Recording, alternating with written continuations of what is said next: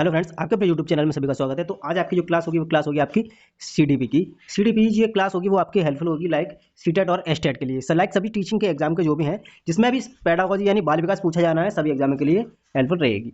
तो ये टॉपिक रहेगा आपका ईएल थॉर्नडाइक यानी त्रुटि एवं प्रयास का सिद्धांत, ये आपका टॉपिक रहेगा। तो ये चलिए टॉपिक वाइज करा रहे हैं, जैसे कि सीरीज आपको पता ही है, सारे टॉपिक वाइज आपके प्लेलिस्ट में है, वहाँ से आप देख सकते हैं। तो चलिए चलते हैं सीधा टॉपिक की ओर। तो ईएल थॉर्नडाइक ने ये दिया था ये सिद्धांत, इस सिद्धांत को कहते हैं प्रयास एवं त्रुटि का सिद्धांत।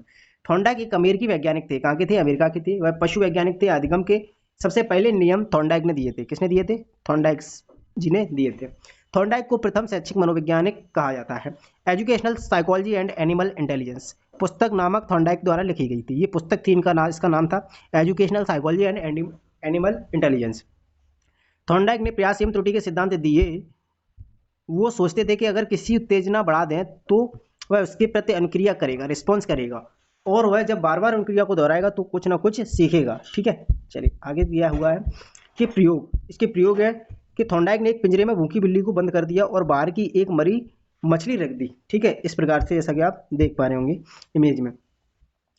पिंजरे में एक लीवर लगा होता है जिस पर पैर पड़ने पर गेट खुल जाता है। बिल्ली भूख के मारे झटपटाती है, इधर उधर घूमती है और अचानक उसका पैर उस लीवर पर पड़ जाता है और गेट खुल जाता है और बिल्ली अपने लक्ष्य मृत मछली तक पहुंच जाती है। क्या किया इन्होंने? एक एक्सपेरिमेंट किया बिल्ली पर। एक बिल्ली भूखे पिंजरे में इन्होंने बंद कर दी। तो वो क्या, जब भूखे पिंजरे में बंद कर दी थी, सामने क्या था? एक मरी हुई मछली लगा बांध दी। तो क्या था, जब बिल्ली इस मछली को भूख से देख रही थी, तड़प रही थी, तो उसने कोशिश किया कि इधर उधर कुछ प्रयास किया निकलने का, नहीं निकल पा रही थी। अचानक से उसका क्या हुआ कि एक लीवर पर पैर पड़ जाता है। ठीक है, और वो क्या होता है, उस लीवर से उस पिंजरे का जो है कि गेट खुल जाता है और बिल्ली क्या है, उस अपने भोजन को प्राप्त कर लेती है। तो उससे उसकी भूख मिट जाती है। ऐसे ही कई बार उन्होंने एक्सपेरिमेंट किए। बिल्ली को फिर जब भूख लगती थी तो वो अपना प्रयास करती थी और लीवर खुल जाता था। एक समय बाद उसका जो है कि निरंतर प्रयास के बाद उसकी हैबिट बढ़ गई। जब उसको भूख लगती थी वो समझ गई तो लीवर को, फिर वो जब लीवर दबाती थी वो गेट खुल जाता था, वो भूख का भोजन अपने प्राप्त कर लेती थी। तो इस प्रकार से उन्होंने एक्सपेरिमेंट किया। तो उन्होंने समझा कि यह प्रयोग सिद्धांत यह बताता है कि जब हम प्रयास करेंगे, तो इसी सिद्धांत के अनुसार जब उन्होंने बताया कि हम प्रयास करेंगे तो त्रुटियां होंगी, लेकिन अंत में हम अपने लक्ष्य तक पहुंच ही जाएंगे, यानी सीख जाएंगे। तो यही था प्रयास एवं त्रुटि का सिद्धांत। इस पर उन्होंने एक्सपेरिमेंट किया था बिल्ली पर। ठीक है, थॉर्नडाइक ने दो नियम भी दिए थे, एक था मुख्य नियम, दूसरा था गौड़ नियम। जिसको प्राथमिक नियम जिसको कहते हैं, मुख्य नियम को प्राइमरी लॉ। ठीक है, क्या कहते हैं? Primary law. तो क्या था ये देख लेते हैं। इसको कहा जाता है अभ्यास एवं नियम, अभ्यास का नियम जिसको कहते हैं लॉ ऑफ एक्सरसाइज। ये नियम बताता है कि किसी काम का हम जितना अभ्यास करेंगे उससे उतना ज़्यादा ही सीखेंगे। तत्परता का नियम क्या बताता है कि लॉ ऑफ रेडीनेस। ये नियम बताता है कि किसी काम को करने के लिए हम जितने तत्पर होंगे उससे उतना जल्दी सीखेंगे। इसको क्या कहा गया? Law of readiness. अगला है आपका प्रभाव का नियम, लॉ ऑफ इफेक्ट। यह नियम बताता है कि यदि सीखना संतोषजनक हो तो सीखना तीव्र हो जाता है, यदि सीखना असंतोषजनक हो तो सीखना संभव नहीं होता। थॉर्नडाइक ने इस नियम में पुरस्कार और दंड को महत्व दिया। आगे है गॉड नियम। गॉड नियम को कहा गया सेकेंडरी लॉ, है ना, द्वितीयक नियम कहते हैं इसको, या सेकेंडरी लॉ, गॉड नियम भी कहते हैं। मनोवृत्ति अभिवृत्ति का नियम जिसको कहा गया लॉ ऑफ डिस्पोजिशन। क्या कहा गया? Law of disposition.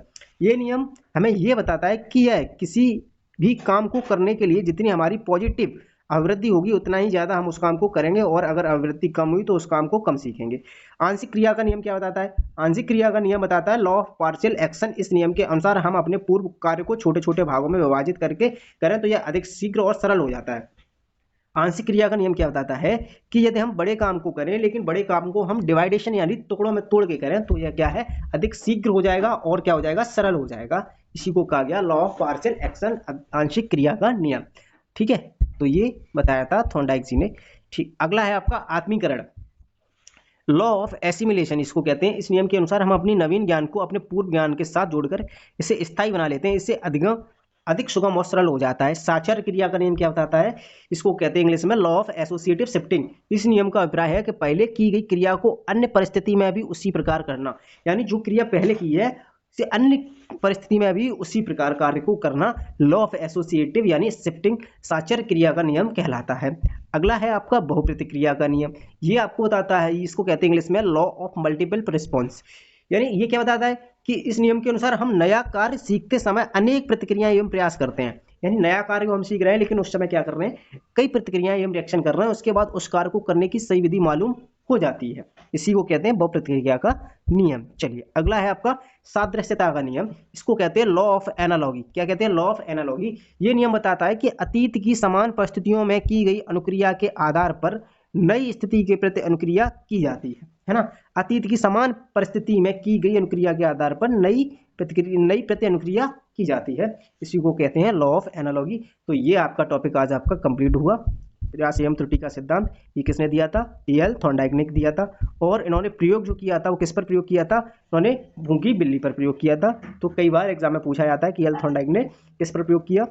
बिल्ली पर प्रयोग किया था। इन्होंने कौन सा सिद्धांत दिया था एल थॉर्नडाइक जी ने? इन्होंने सिद्धांत दिया था प्रयास एवं त्रुटि का सिद्धांत।